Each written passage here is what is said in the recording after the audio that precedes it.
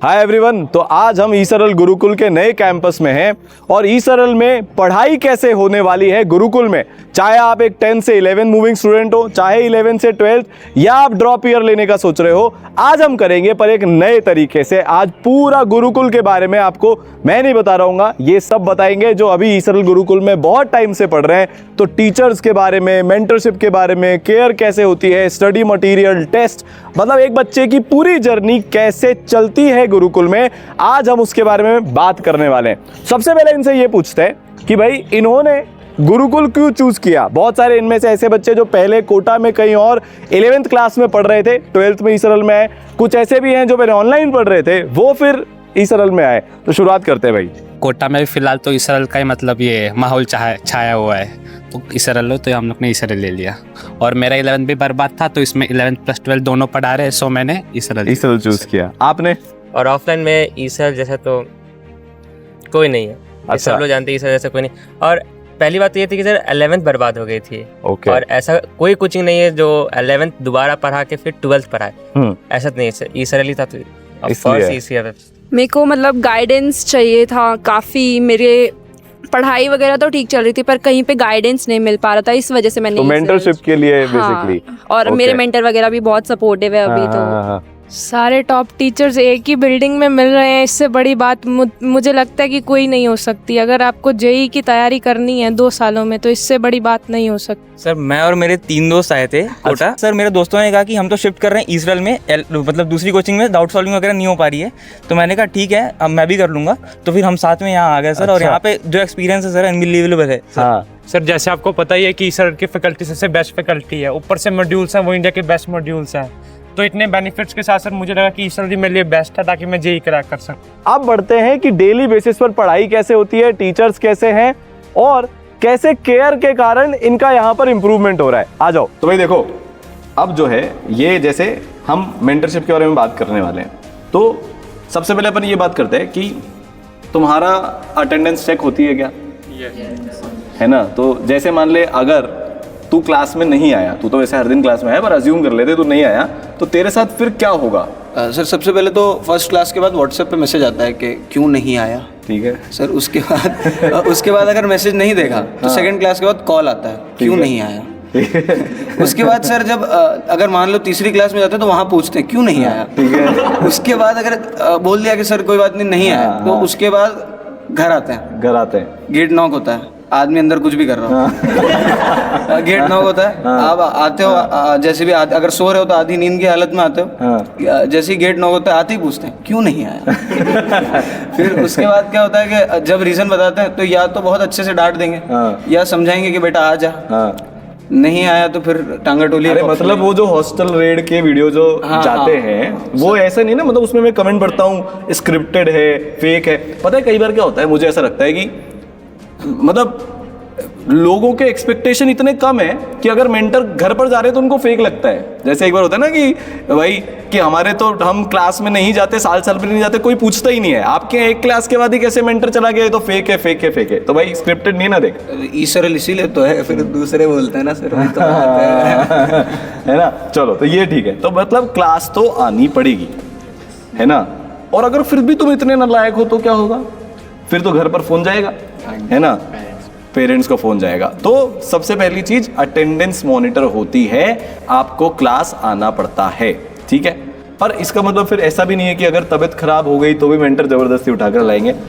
तबीयत खराब होगी तो मेंटर हॉस्पिटल ले जाते हैं। हाँ, तो तुम में से किसी को लेकर गए कभी विजिट में? हमारे एक फ्रेंड्स लोग हैं, तो हमें हॉस्टल के उठा के लेकर, मतलब चलो जबरदस्ती ले गए, डॉक्टर के पास भी ले ही लेकर जाते हैं वो गए। लोग। तो भाई देखो, मेंटर प्यार करने वाले पेरेंट्स भी हैं, ध्यान रखने वाले पेरेंट्स भी हैं, और फिर जब मम्मी बिगड़ जाती है और चप्पल मारती है या बेलन से मारती है तो वो वाले पेरेंट्स भी हैं। तो तीनों वाले रोल यहाँ पर है ना। और फिर भी अगर कुछ बच जाए तो इनके सर तो हैं ही फिर। हमने नाम भी रखा था सर, मेंटर मम्मी। अरे वाह। तो भाई क्लास में से बुलाते हैं। अच्छा, मेंटर मम्मी, वाह यार। तो ये शायद मेंटरशिप के इतिहास में सबसे बड़ा कॉम्प्लीमेंट होगा कि अगर मेंटर माँ जैसी केयर करने लग जाए। हमारा इनके सर ने मेंटरशिप का नाम ही माँ रख रखा है। मतलब जो ईसरल में इंटरनली जो मेंटरशिप का प्रोग्राम चलता है उसका नाम ही माँ है, क्योंकि माँ से अच्छी केयर कोई नहीं कर सकता, माँ से अच्छा मेंटर कोई नहीं हो सकता, वो एपिटोम है, वो अल्टीमेट लेवल है, तो इसलिए ठीक है। तो भाई आपको क्लास आना पड़ेगा। अब अपन बात करते हैं कि आपका ये अपन पूछेंगे, किससे पूछने वाले हैं ये अपन कौन बताएगा, चलो अलग अलग चीज़ पूछते हैं। तो जैसे मेरे को इसमें दिख रहा है, पहले अपन ये अलग चीज़ है, तो हम भाई अभी शक्तिमान कार्ड की बात करने वाले हैं। ये सारे बच्चों को मिलता है ना, आप सबको मिला हुआ है।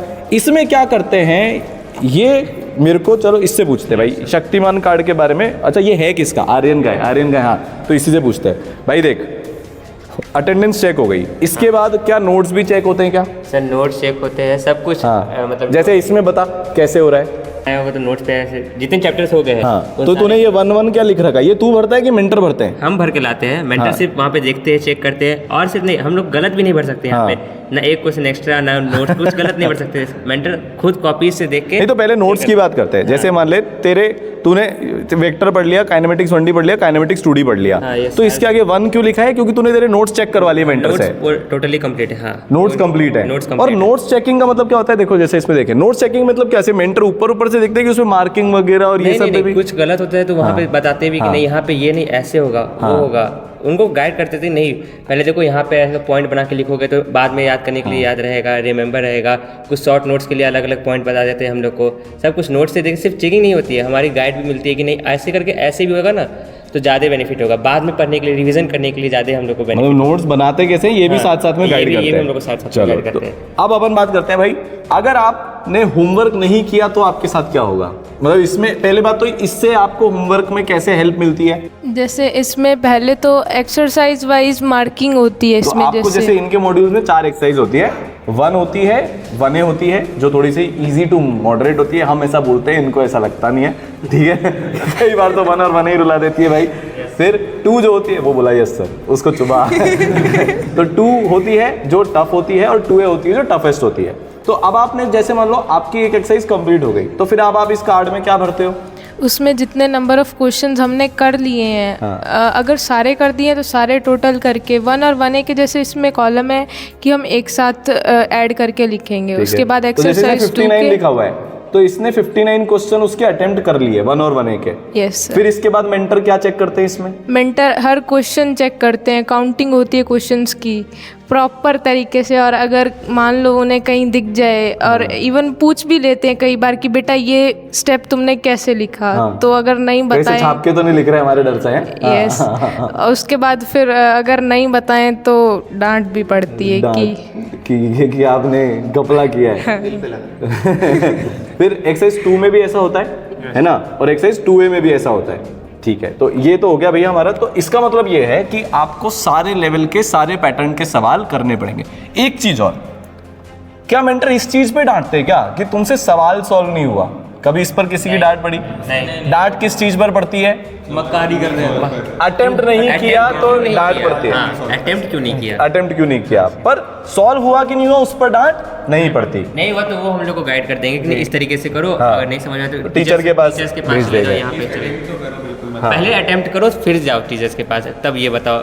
कभी कभी मेंटर्स में हम लोग गाइड कर देते, नहीं ऐसे करके ये सॉल्व हो जाएगा। अच्छा, हाँ, सारे इंजीनियर हैं ऑलमोस्ट, तो कर लेते हैं, मेंटर भी कम नहीं है। अब आते हैं अपन सबसे मुश्किल काम टेस्ट पर, ठीक है।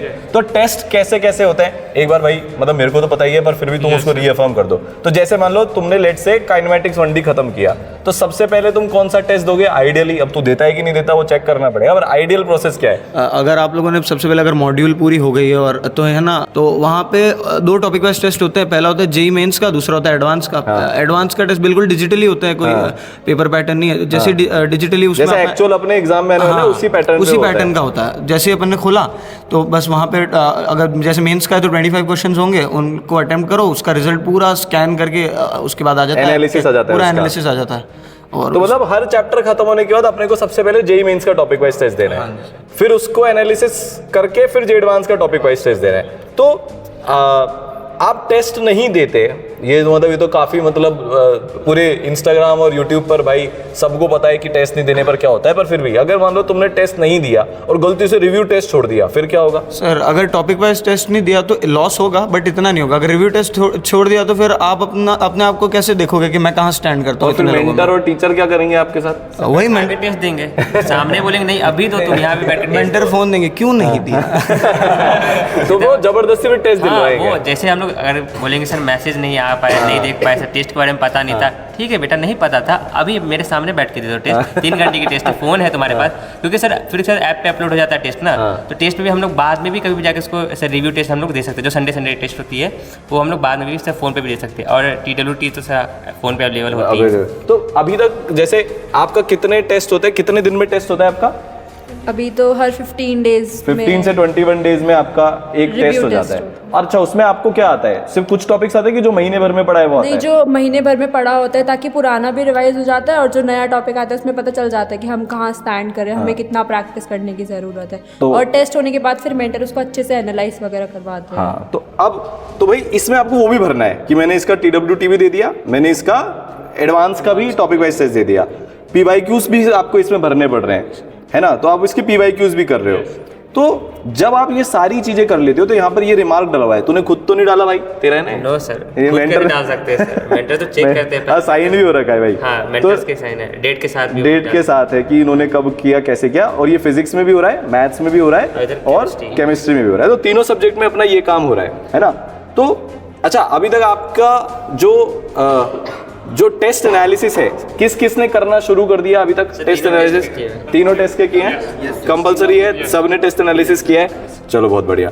देखो, तो इस तरीके से आपको यहाँ पर हर चीज में हेल्प करी जाती है।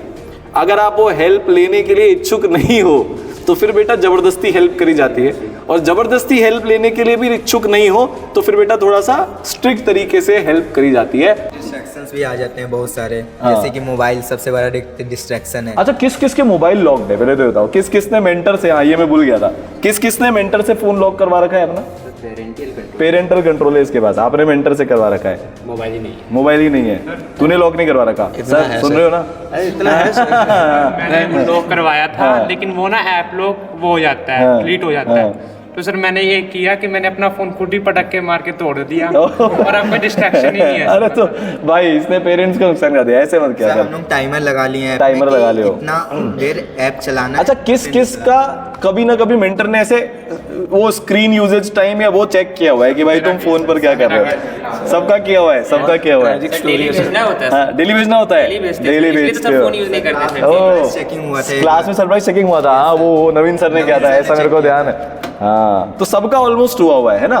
अब अपन ये बात करते हैं कि तुम लोगों का डेली का शेड्यूल कैसा रहता है ना? तो जैसे जैसे आप बताओ कितनी बजे से क्लास होती है? सुबह 8:30 बजे से 1:30 बजे तक क्लास। 8:30 से 1:30 बजे तक क्लास होती है, ठीक है। तो आपका शेड्यूल क्या है? कब उठते हो, कब फिर होमवर्क रिवीजन कब?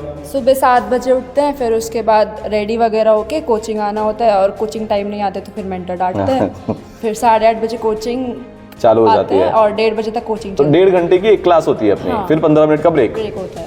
फिर 1:30 बजे कोचिंग वगैरह ख़त्म होती है, वो 2 बज जाती है, घर जाते हैं, खाना वगैरह खाते हैं और 2:30-3 बजे से पढ़ने बैठ जाते हैं। सबसे पहले जो सबसे इम्पोर्टेंट होता है वो होता है रिवीजन करना। सबसे पहले घर जाके जो पढ़ाया है वो नोट्स वगैरह रिवाइज करते हैं, फिर होमवर्क वगैरह करते हैं। तो रोज आपको क्लास में होमवर्क मिलता है? हाँ, मॉड्यूल्स के अंदर से? कंपल्सरी है होमवर्क। ठीक है। फिर 7-8 तो वो रिवीजन होमवर्क और वो सब करने में बच जाती है। फिर वापस खाना वगैरह चलने लग जाता है तो 8-9 वैसे बच जाती है। फिर वापस पढ़ने बैठना पड़ता है।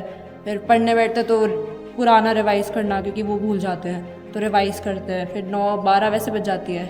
फिर थोड़ा बहुत इधर उधर घूमना, फ़ोन चलाना। तो उतना तो बनता है। इसने मेरे को ये डायरी दिखाई, तो इसमें आप क्या करते हो? ये मैं रोज लिखता हूँ कि रोज टारगेट लिख रहा है ये? यस, रोज। मतलब मैं मतलब अभी हमारा क्लासेस मतलब 8:30 से 1:30 तक होता है। वो तो तूने इसमें से एक्सक्लूड कर दिया, उसके अलावा कि तूने यहाँ टाइम लिख रखा ये है? मेरा जनवरी का स्टार्टिंग का, तो ठीक मैं है। 3 बजे रोज लाइब्रेरी में आता हूँ। हाँ। 3 से 5 मतलब मैंने क्या किया, अच्छा हाँ 5 भाई, से 6 ये क्या हम किया। बताना भूल जाते हैं, ईसरल गुरुकुल में इतने फीचर्स हैं तो हम बताना भूल गए थे कि लाइब्रेरी भी है। Yes. तो तुम में से कौन कौन लाइब्रेरी में आकर पढ़ता है? भाई जो कोटा लोकल वाले हैं वो तो घर पे पढ़ते होंगे, ये बाकी ये लाइब्रेरी में आकर पढ़ते हैं, ठीक है। तो मैं 3 से 8:30 लाइब्रेरी में ही रहता तो हूँ। मतलब तो ईसरल में 8:30 बजे सुबह से लेकर रात को 8:30 बजे तक तो ईसरल में ही रह रहा है। पहले अभी मैं सुबह 7 को ही क्लास आ जाता हूँ, 7 से अच्छा। 8:30 फिर क्लास में बैठ के पढ़ता हूँ 13 दोस्त के साथ। 13.5 घंटे तक तो यही इंस्टीट्यूट में बैठा हुआ है। लंच का 1 घंटा अगर मैं हटा दूं तो 12 घंटे तेरे मिनिमम Yes. इधर निकल रहे हैं, ठीक है।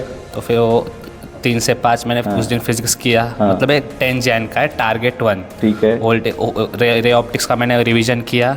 फिर 5 से 6 कॉपी चेकिंग होती है ना, ये हाँ, शक्तिमान कार्ड की, वो हुई उस दिन।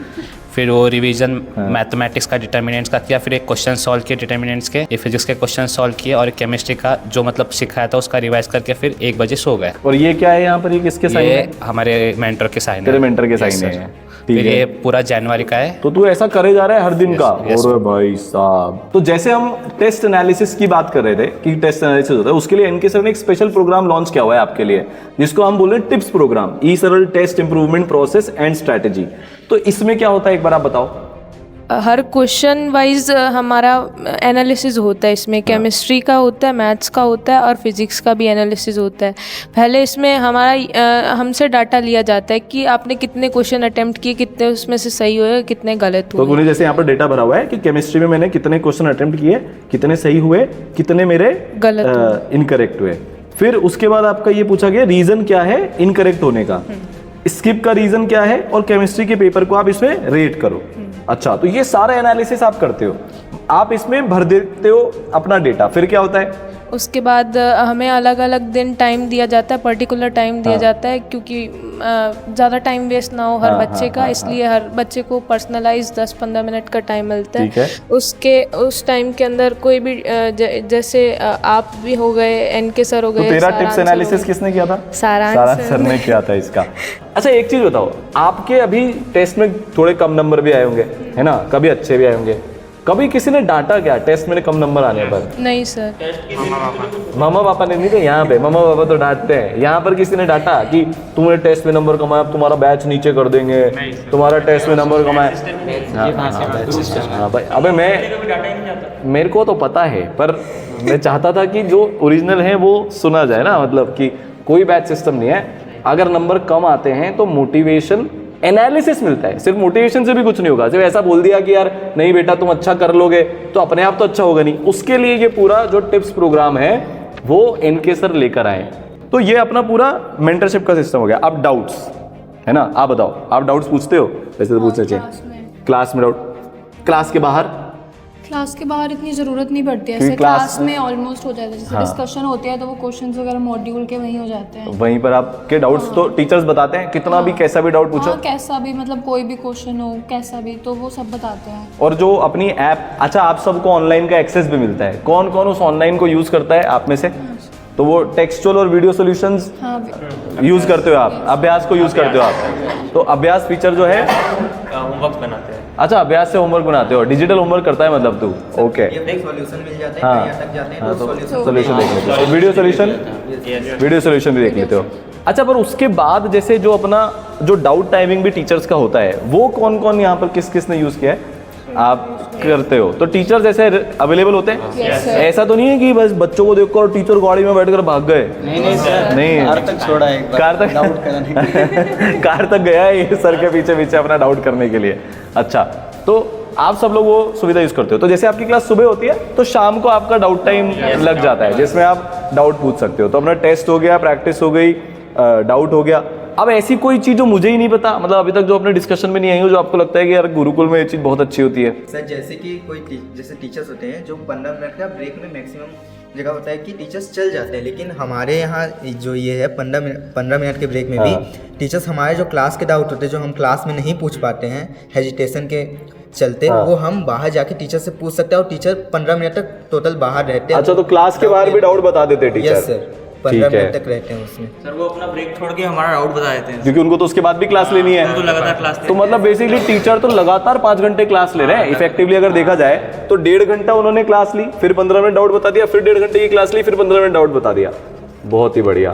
सर कैसा भी डाउट हो लेकिन वो बता देते हैं बाहर, मतलब एकेडमिक से भी लेके और कुछ डिस्ट्रैक्शन है, मेंटर तो है ही उसके लिए। और सर लोग एडवाइस भी देते हैं कि कैसे करना तैयारी, कैसे जेई का मतलब स्ट्रेस नहीं लेना है, लोड नहीं लेना है, और हमें अच्छे से जेई निकालना है। मतलब कोशिश कर रहे हैं सब मिलकर कि हैप्पीनेस के साथ और अच्छे माहौल में। अब देखो जेई की प्रिपरेशन है, दुख तो होगा पर वो एक्सपेक्टेड है, मतलब इन सबको पता है कि जेई की प्रिपरेशन है तो 7 दिन में रोना पीटना तो होगा, आंसू गिरेंगे, होपलेस फील होगा, गिव अप करने का मन होगा। किस किस का अभी तक मन हुआ है छेड़ो यार जेई की तैयारी, कहाँ फंस गए?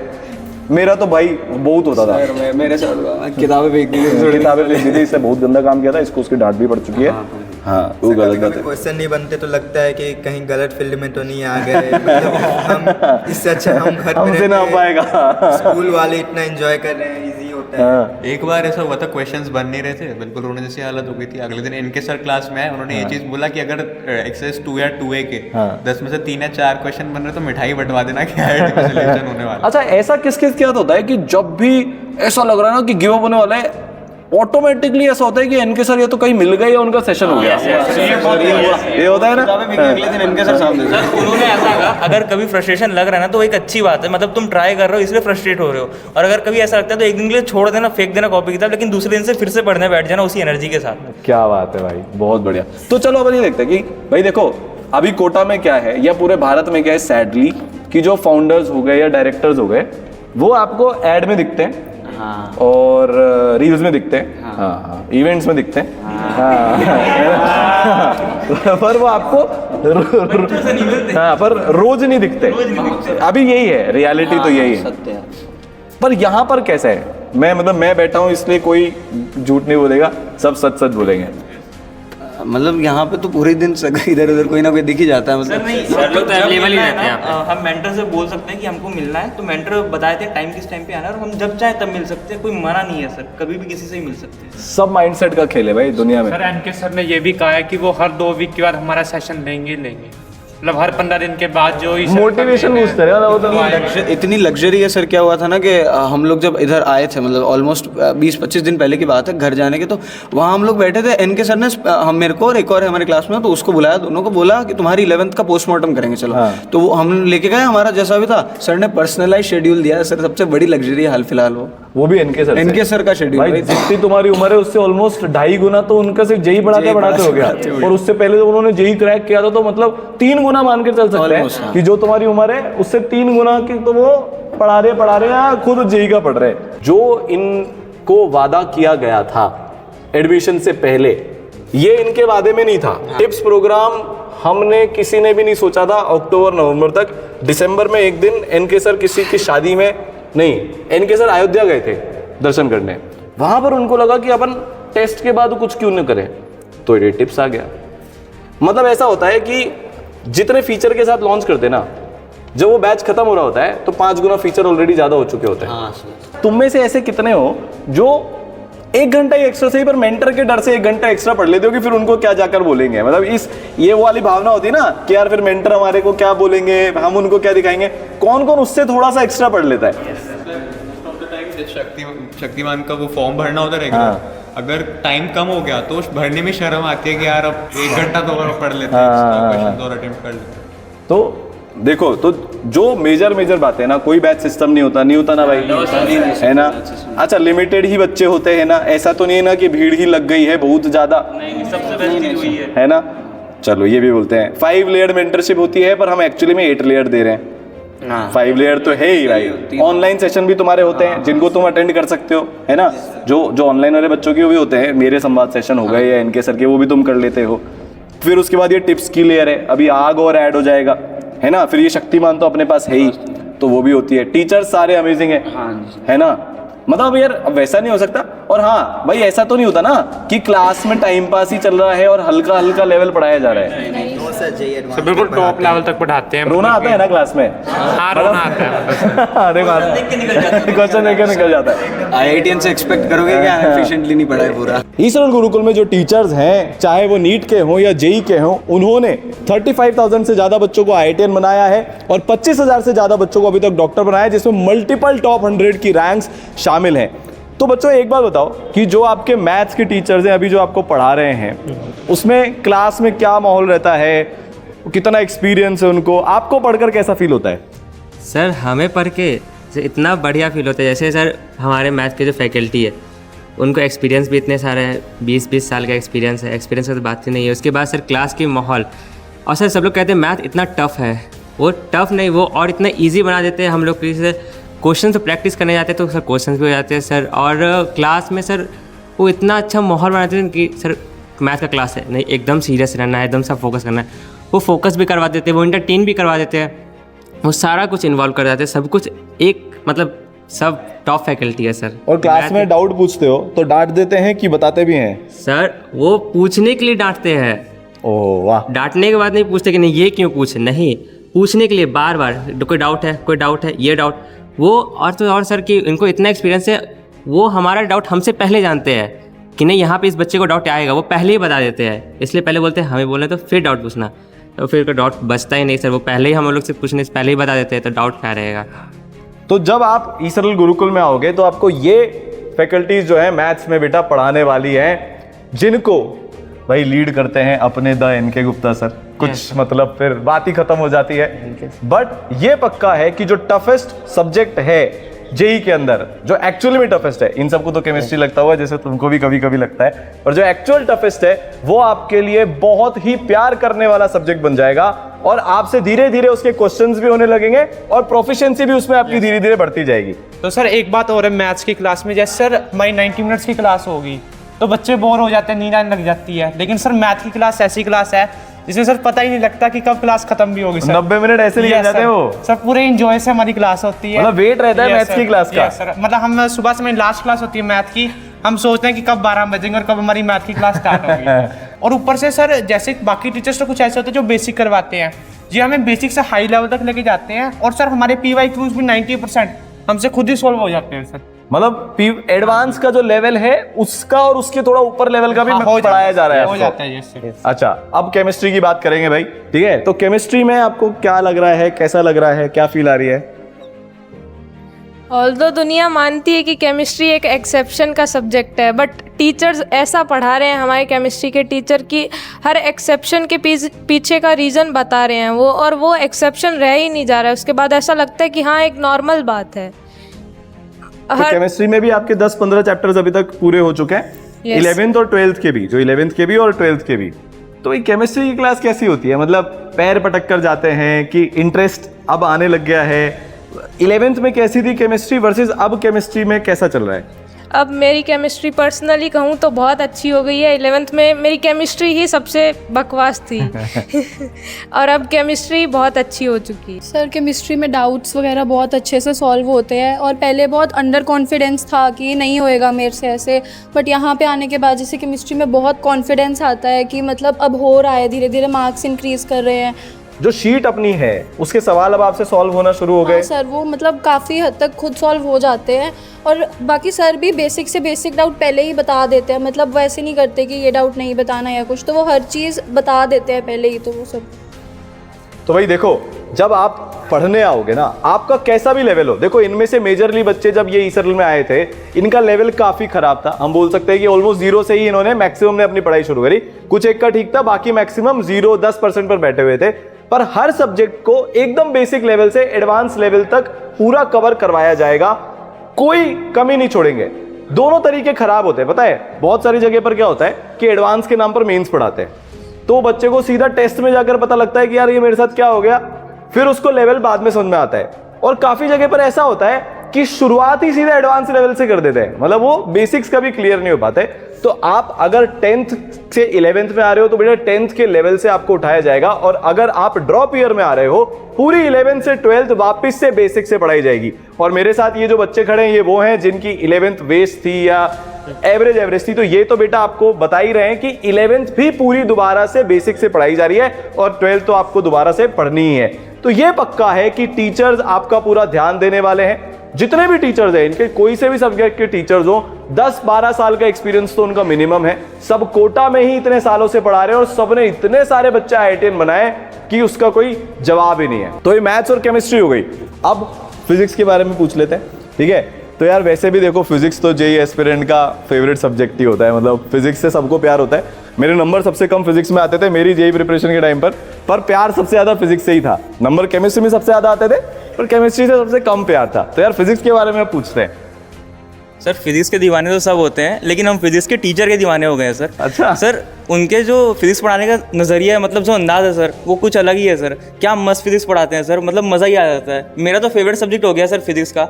और सर एक साल में 2 मतलब 11th और 12th का सिलेबस कंप्लीट कराना है, बट वो एक भी चीज़ मिस नहीं करते हैं सर। A to Z सब कुछ कवर कराते हैं, 0 से लेकर 100 तक।